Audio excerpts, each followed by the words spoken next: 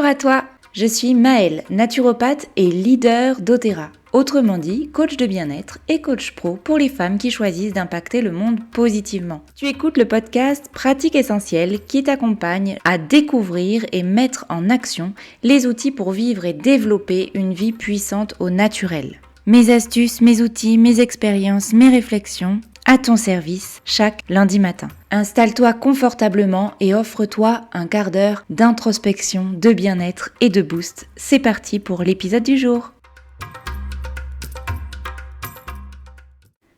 Je suis ravie de te retrouver pour ce nouvel épisode du podcast Pratique Essentielle qui t'accompagne à développer ta vie puissante au naturel.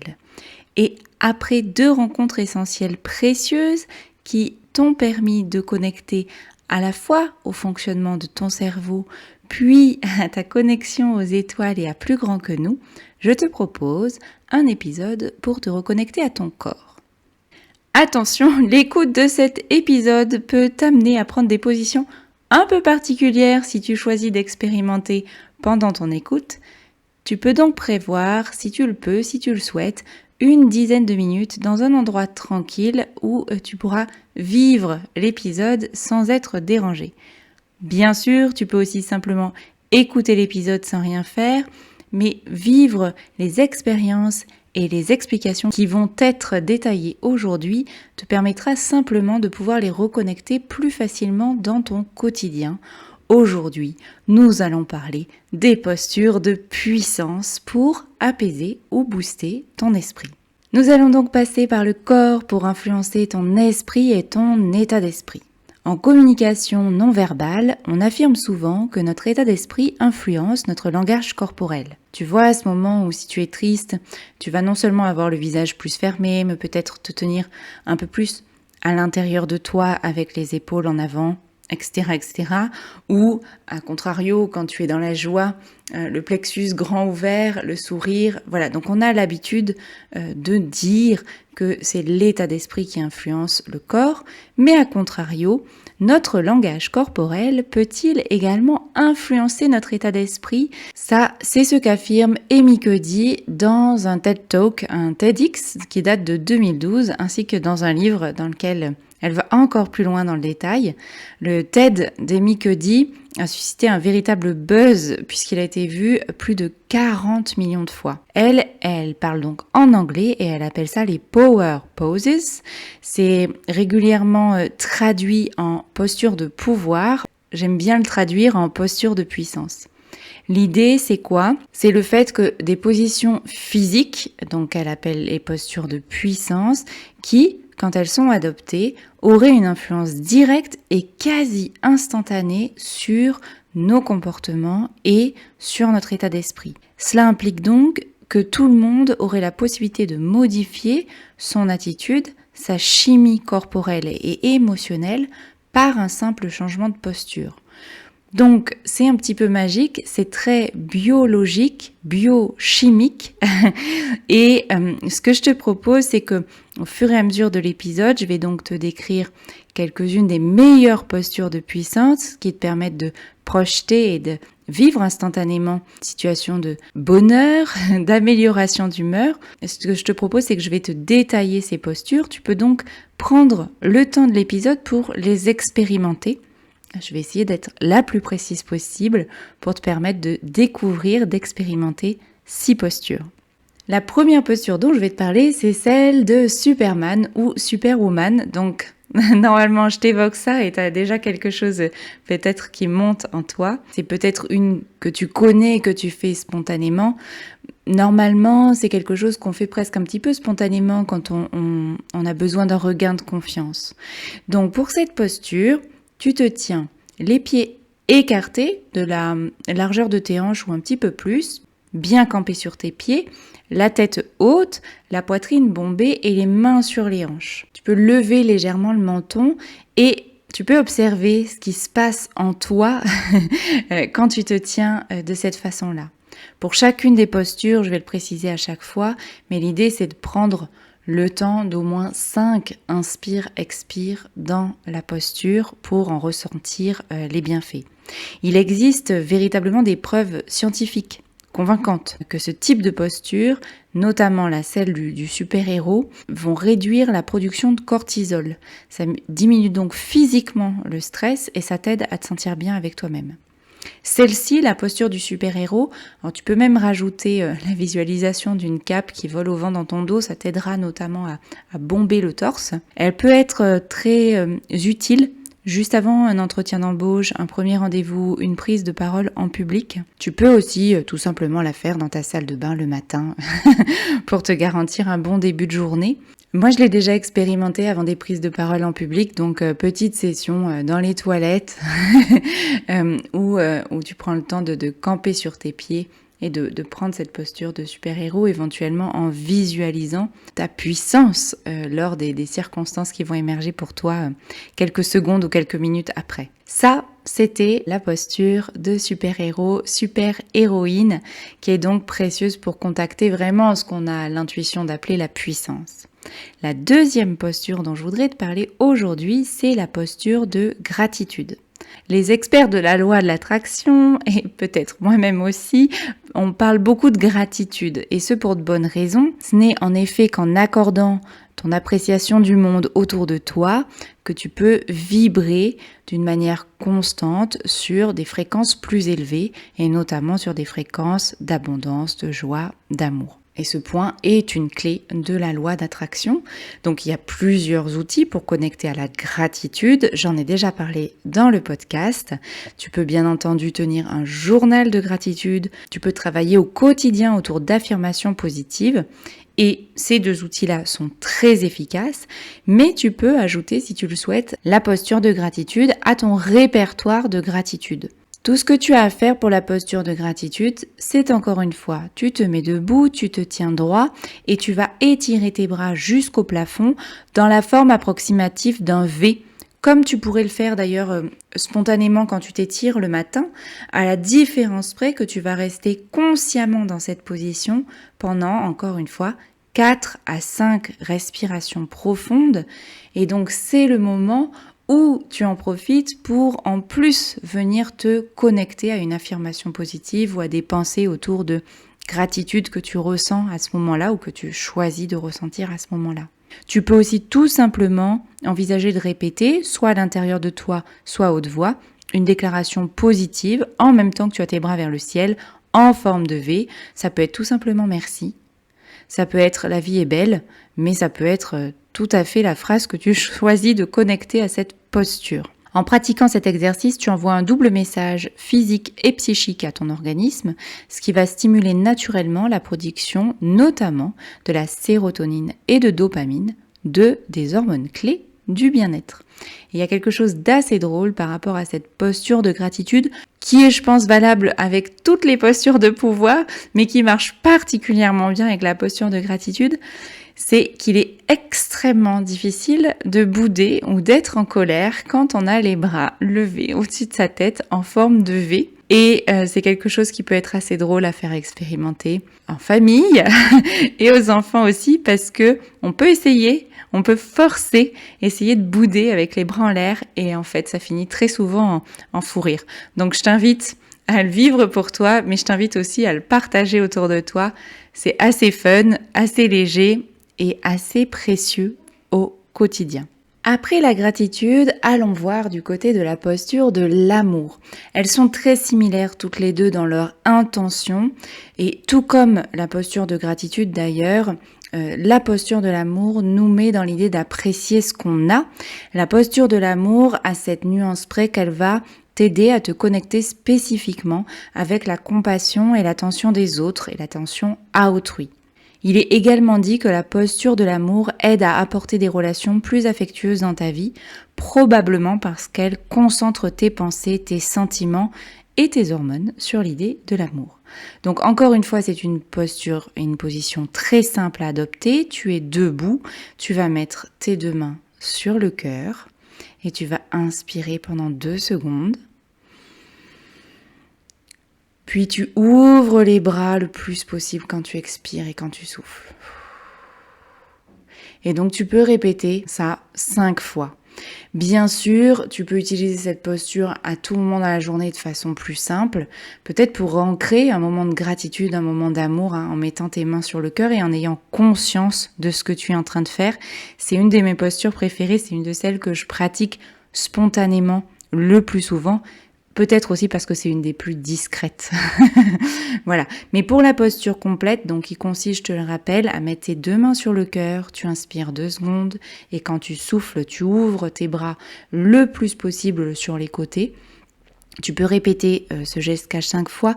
Fais-le lentement, surtout dans ces moments où tu peux te sentir stressé au sujet de préoccupations interpersonnelles, relationnelles, et où si tu souhaites ralentir tes pensées autour de ce sujet-là. Tu peux le faire du coup plus rapidement si tu es à la recherche d'un regain rapide d'énergie aimante. C'est une posture qui, quand tu parviens à la vivre dans un plein ressenti d'amour, quand tu profites de cet instant par exemple pour te relier aux personnes auxquelles tu tiens, cette posture va vraiment te permettre de stimuler la production d'ocytocine. On dit que c'est l'hormone des câlins. Cette posture te met un peu dans cet endroit d'auto-câlin aussi. Et donc, cette ocytocine, c'est vraiment l'hormone qui permet aux êtres humains d'avoir de l'empathie, de développer aussi sa capacité à aimer. C'est une hormone qui nous déstresse et qui nous donne confiance. Or, sans confiance en l'autre, l'amour et l'amitié sont impossibles. L'ocytocine, c'est vraiment l'hormone qui joue un rôle essentiel dans toutes les relations humaines et je trouve ça précieux d'avoir comme ça un outil grâce à cette posture de l'amour qui te permet d'autoproduire ta production naturelle d'ocytocine plutôt que de l'attendre des autres. Bien sûr, attention, c'est génial de recevoir sa dose d'ocytocine par l'intermédiaire du câlin. Donc que cette posture de l'amour ne vienne pas remplacer ta possibilité, ta capacité à te connecter au câlin et à la reliance à l'autre, mais tu as là un outil qui te permet d'être autonome par rapport à ça. Et moi, je trouve ça assez génial.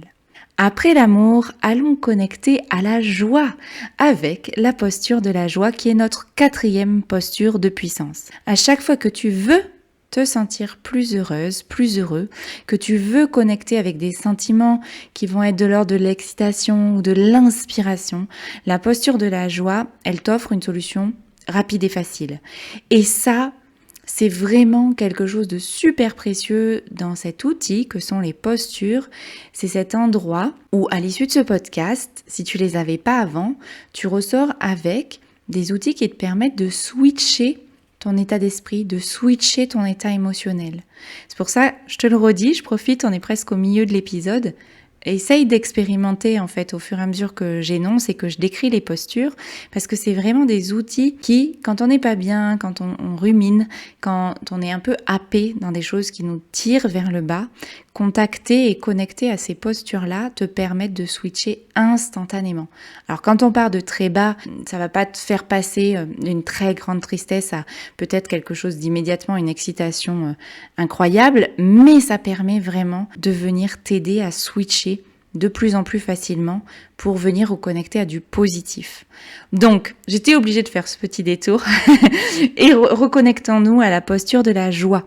Comment tu fais pour connecter à cette solution rapide et facile? Tu te mets debout, tu mets tes épaules en arrière bien basses mais bien en arrière, donc le buste légèrement en avant, tes jambes légèrement écartées, un peu plus larges que tes hanches, et puis tu vas tendre tes bras sur les côtés, donc il faut un peu de place autour de toi, tes pouces vers le haut. Et là, tu vas rajouter le sourire. Donc, oui, tu as l'air ridicule, mais tu t'en fous. Vas-y, essaye de tenir la posture là pendant que je suis en train de parler. 5 à 6 respirations. Essaye d'aller connecter tes respirations. Alors, ça va être difficile d'aller jusqu'au bas-ventre, mais donc le plus profondément possible dans ton thorax. Tu souris et tu devrais vraiment sentir quelque chose de différent qui monte en toi. Je ne sais pas si tu l'entends au micro, mais je suis en train de faire la posture en même temps que j'enregistre et je le ressens. Ça fait vraiment monter quelque chose de légèrement différent, de légèrement plus enjoué et plus connecté à la joie. C'est une posture que certaines personnes essaient d'adopter dès le réveil. C'est vraiment cet endroit, cet outil qui te permet d'avoir une manière simple de te connecter immédiatement à tes meilleurs sentiments pour aborder ta journée. Donc voilà une idée, comment faire évoluer un étirement qu'on va faire de façon non consciente en une posture dont on sait qu'elle nous amène particulièrement vers un type d'émotion qu'on a envie de connecter. Je me permets de rajouter un petit détail sur le sourire qui est présent dans cette posture de la joie, puisque quand tu souris, y compris quand c'est un sourire forcé, et donc ça c'est très intéressant, les muscles faciaux que tu sollicites vont provoquer un mouvement qui génère la production d'endorphines et qui met entre autres notre cerveau dans un état de détente. Il faut en effet 17 muscles et 17 secondes de sourire pour submerger notre cortex de bien-être. Donc encore une fois, hyper simple.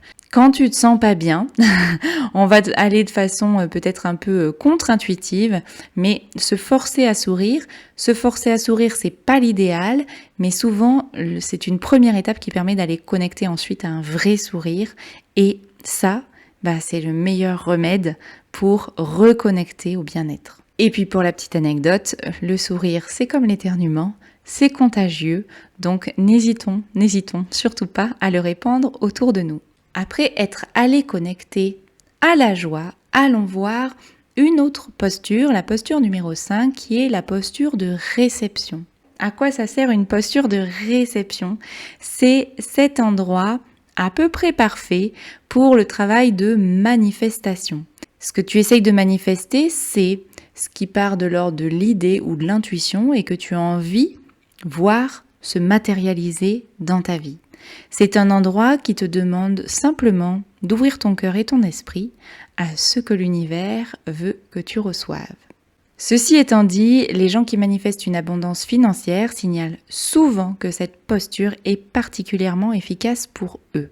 J'ai déjà parlé de la loi d'attraction dans le podcast. Bien sûr, il ne suffira jamais de mettre en place des routines ou des rituels autour de la loi d'attraction et ensuite de se poser sur le canapé.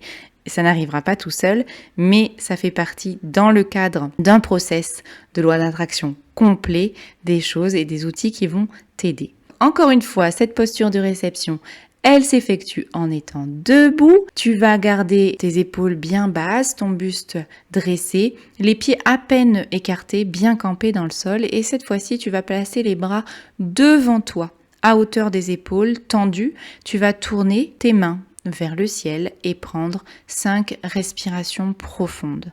Pendant que tu le fais, pense à l'idée comme si tu attendais comme si tu savais plutôt même que tu allais recevoir un cadeau dans tes mains tendues, mais avec une sorte de confiance et de certitude de je vais recevoir ce qu'il y a de mieux pour moi en cet instant. Ça peut être d'ailleurs une petite phrase mantra que tu te répètes pendant que tu tiens la posture de réception. Et puis enfin, comment conclure merveilleusement ce podcast sur les postures de puissance, savoir se relaxer est aussi un élément clé de ta puissance intérieure. Nous avons tous des moments où la colère, le ressentiment, la tristesse nous submergent et parfois la première étape fondamentale et nécessaire face à la difficulté de sortir de cet état de stress, c'est de se calmer et de s'apaiser. C'est donc de cette posture-là. Donc tu auras besoin, si tu sens que c'est un peu profond, le moment de malaise que tu es en train de traverser, tu te mettras debout avec tes pieds écartés de l'équivalent de la largeur de tes hanches. Tu gardes ton bassin bien rentré, les jambes sont assez lâches et détendues, tu vois quelque chose d'assez souple. Comme avec la posture de l'amour, tu vas placer tes mains sur ton cœur, mais cette fois-ci tu fermes tes yeux et tu maintiens cette position. Cette fois-ci, essaye de connecter l'espace de 6 à 8 respirations, quelque chose d'un peu plus lent, d'un peu plus posé, d'un peu plus ancré et de beaucoup plus apaisant. Cette posture de relaxation avec les mains sur le cœur peut être associée à une phrase te reconnectant à l'instant présent. Je suis ici et maintenant, sous mes mains, tout va bien. Je suis ici et maintenant, tout simplement, ça peut être juste ça. L'idéal est de la faire debout. Encore une fois, c'est une posture à laquelle tu peux te connecter finalement dans n'importe quelle position. Parfois, quand on va pas bien, on a besoin d'être assis. Parfois, quand on va pas bien, on a besoin d'être allongé. Voilà, c'était notre dernière posture de pouvoir, la posture de relaxation. Nous avons parlé de relaxation, de réception, de joie, d'amour, de gratitude et de super pouvoirs. J'espère que cet épisode t'aura plu, peut-être que cet épisode t'aura fait gesticuler, peut-être que cet épisode t'aura donné envie en tout cas de le réécouter un peu plus tard dans un moment où tu pourras éprouver et tester les postures. Je poste sur Instagram des visuels qui vont permettre pour tous les visuels peut-être de mieux apprivoiser les postures. Donc n'hésite pas à te connecter sur mon compte Instagram Maëlle Pratique Essentielle.